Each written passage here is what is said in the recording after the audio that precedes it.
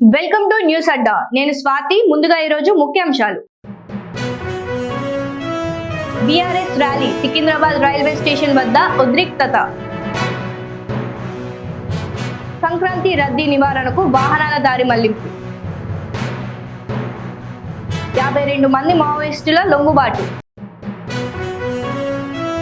ఘనంగా జైపాల్ రెడ్డి జయంతి వేడుకలు.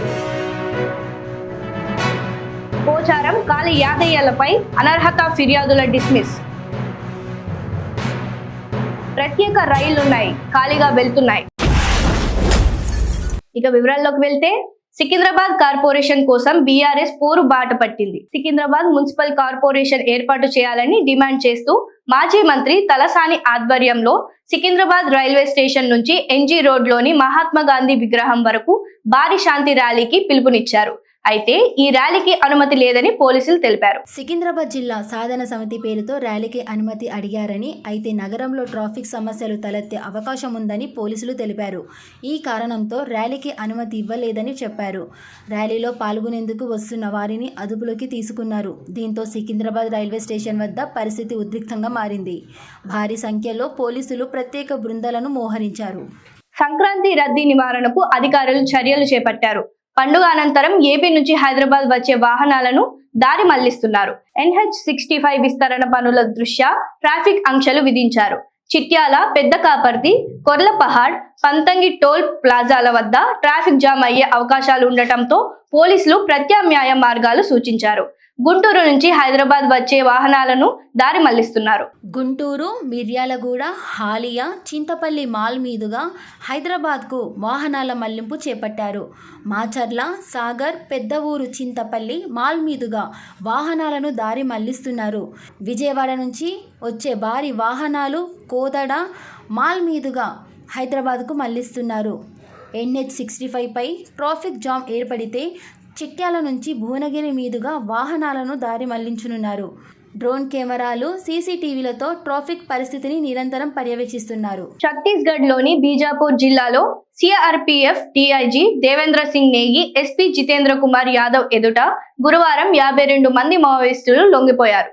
వారిలో డివిజన్ కమిటీ సభ్యుడితో సహా 21 మంది మహిళలు, 30 మంది పురుషులు ఉన్నట్లు SP తెలిపారు. వీరిపై 1.45 కోట్ల మేర రివార్డు ఉన్నట్లు పేర్కొన్నారు. తక్షణ సాయం కింద ఒక్కొక్కరికి 50,000 చొప్పున చెక్కులను పంపిణీ చేశారు. దంతెవాడ జిల్లా బర్సూర్ పోలీస్ స్టేషన్ పరిధిలో మావోయిస్టులకు చెందిన పేలుడు పదార్థాల డంప్ను భద్రతా బలగాలు స్వాధీనం చేసుకున్నాయి. ఈ సెర్చ్ ఆపరేషన్లో CRPF, CAT, BDS బలగాలు పాల్గొన్నాయి. 10 కిలోల బరువున్న 3 పైపు బాంబులు, 5 ప్రెషర్ కుక్కర్ బాంబులను స్వాధీనం చేసుకున్న బలగాలు వాటిని అక్కడే పేల్చేశాయి. కేంద్ర మాజీ మంత్రి జైపాల్ రెడ్డి జయంతి వేడుకలు ఘనంగా జరిగాయి. శుక్రవారం హైదరాబాద్ నెక్లెస్ రోడ్లోని జైపాల్ రెడ్డి స్మారకం స్ఫూర్తి స్థల్లో జరిగిన కార్యక్రమంలో ముఖ్యమంత్రి రేవంత్ రెడ్డి పుష్పాంజలి ఘటించారు.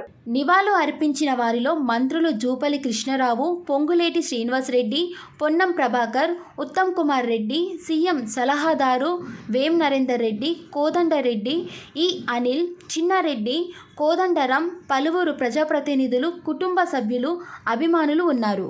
ఎమ్మెల్యేలు పోచారం శ్రీనివాసరెడ్డి, కాళీ యాదయ్యలు పార్టీ ఫిరాయింపులకు పాల్పడినట్లు ఆధారాలు లేవని శాసన సభాపతి గడ్డం ప్రసాద్ కుమార్ తెలిపారు.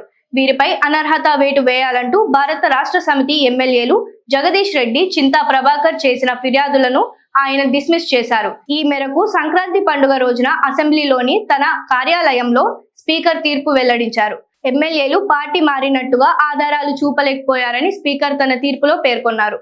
అనర్హత వేటుకు తగిన ఆధారాలు లేవని, సాంకేతికంగా ఆ ఇద్దరు భారత రాష్ట్ర సమితిలోనే ఉన్నట్టు వివరించారు.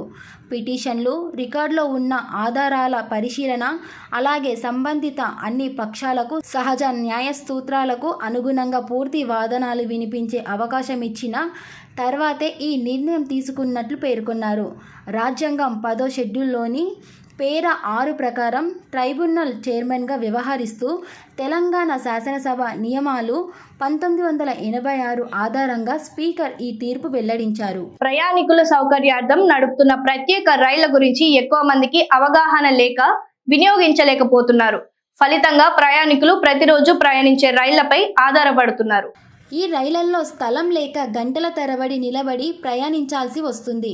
ప్రత్యేక రైళ్లను 10% మించి ప్రయాణికులు వినియోగించడం లేదు. ఫలితంగా ఈ రైళ్లు ఖాళీగా వెళుతున్నాయి.